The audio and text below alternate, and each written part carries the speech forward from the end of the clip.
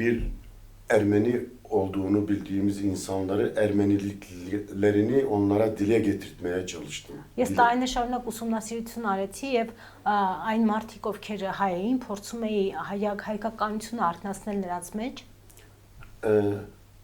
Bunu onlara karşı dile getirdiğimiz zaman korkuyla biz Ermeni değiliz. Երբ որ մենք ասում ենք այդ թեմայով խոսում ենք, նրանք վախով ասում են, որ մենք հայ չենք։ Ama ben biraz inatçıyım. Ben biraz zorlayıcı Բայց ես olarak. համար բնավորություն ունեմ, մի քիչ Benim de Ermeni olduğumu, ընդող եմ böyle olduğumu, եւ ասում եմ ես էլ եմ հայ եւ այլն։ onların da Ermeni olduğunu biliyorum ve kabullenmeleri için o zaman Ասում bana եմ ես գիտեմ որ դուք հայ եք եւ yani korkuyoruz diyorlar. Բայց Biz ասում են bunu մենք dile վախենում ենք։ getiremiyoruz.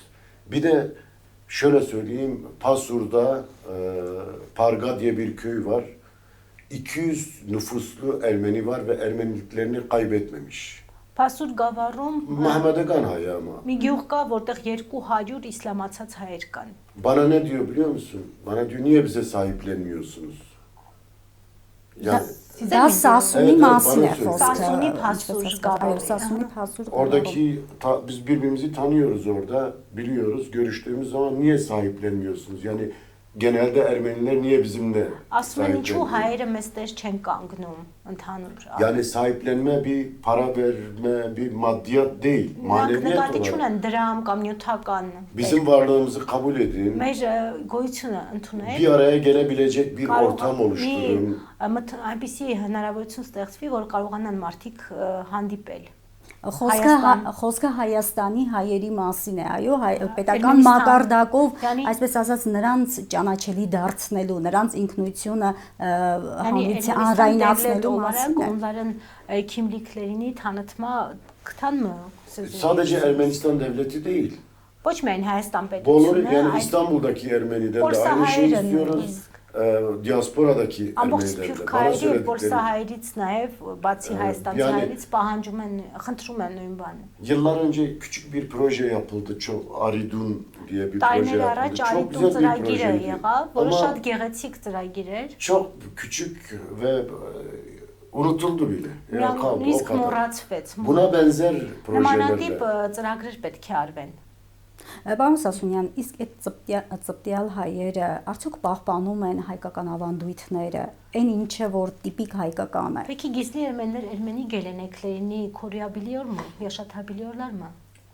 Birçoğu Şartları. yani gelenek görenekten görenekleri aynı şekilde devam ettiriliyor. Dil yok bir defa. Lezun Lezun իհարկե şey. կորել է, անհետացել է, բայց Çünkü bizim bölgede yaşayanların çoğu Kürtçe ավանդույթները konuşuyor. պահպանում են։ Daha önceki Ermeniler de Kürtçe. Հիմնականում Ա- քրդերեն են խոսում։ Ortak dil Kürtçe Համատեղ konuşuyor. լեզուն քրդերենն է։ Ben şöyle bir örnek vereyim. Մի օրինակ տամ։ Mesela benim dedem kızlarını hep Ermeni kökenli, Ermenilere verdi. Պապս իր աղջիկներին հայերի հետ է ամուսնացրել։ Aynı zamanda erkek çocuklarına da Ermeni gelin aldı. Նույն կերպ նաև իր տղաներին ամուսնացրել է հայ հարցների հետ։ Bana dedem şunu söylerdi. Öyle biriyle evlenin ki söyle. Öyle biriyle evlenin ki sizin dininize küfretmesin. Ասում էր այնպիսի մեկի հետ ամուսնացեք, որ ձեր լեզուն չհայհոյի։ Bu çok önemli bir şeydi. Biz Դա o շատ zaman կարևոր bան էր։ yani o yüzden yemek, içmek bizim farklıdır.